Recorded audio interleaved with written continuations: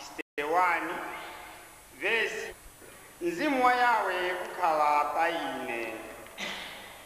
chifukwa Yawe anandidzoza,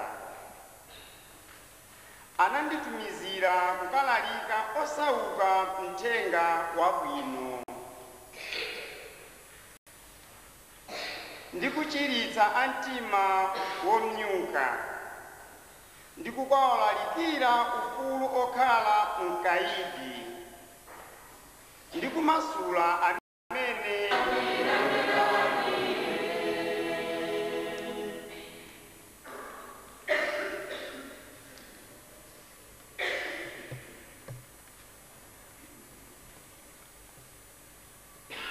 Mau ankalata yolembera Paulo oyera kwa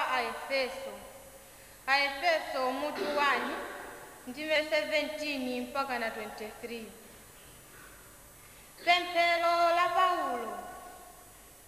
Ndimakukumbukirani mapemphero anga,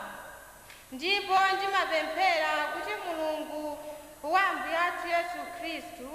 Atate aulemerero, akuninkeni Mzimu Woyera, amene adzakupatsani nzeru amalonjeza kupatsa anthu ake, ndiponso mudziwe mphamvu yake